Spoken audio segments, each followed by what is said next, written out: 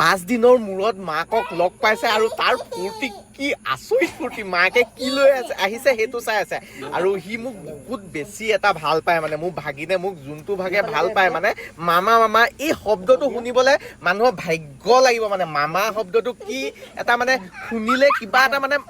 মাতৃ ফিলটো মোৰ হৈ পৰে মানে এইটো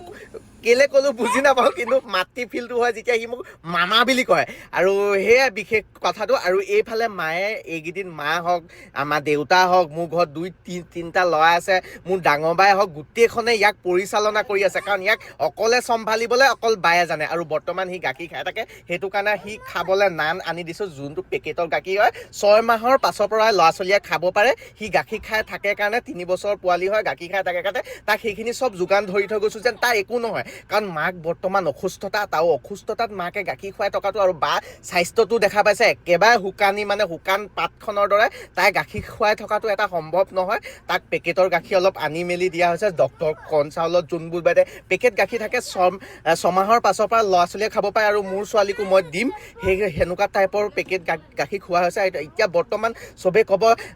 তই গুৱাহাটী কিয় লৈ গ'লি কিবা লৈ গ'লি সেইবোৰ প্ৰশ্নবোৰ নুসুধিব কাৰণ কেলে এইজনী মোৰ বা হয় আৰু বাক মই যদি এনেকৈ এৰি থৈ দিওঁ পিছত আপোনালোকে প্ৰশ্ন কৰিব চৌবিক ৰাজখোৱা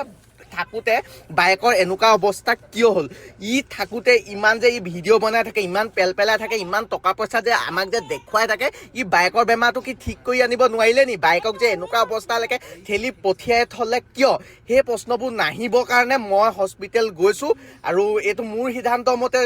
গৈছোঁ আৰু মই লৈ আহিছোঁ ইয়াত আপোনালোকে বহুতে কমেণ্ট কৰি বেলেগ ধৰণৰ পৰিস্থিতি সৃষ্টি কৰিব বিচাৰে বেলেগ ধৰণৰ একো পৰিস্থিতি নাই চিম্পুল কথা মই মোৰ বাক হস্পিটেল লৈ গৈছোঁ গুৱাহাটী হস্পিটেলত দেখাই এদিন তাত ৰখি তাইক ফুৰাই মেলি লৈ গুচি আহিছোঁ আৰু ল'ৰাটোক ঘৰত থৈ গৈছিলোঁ আৰু ল'ৰাটোৱে ধুনীয়াকৈ আছে 4-5টা মানুহতকৈ আৰু কিমান লাগে মানে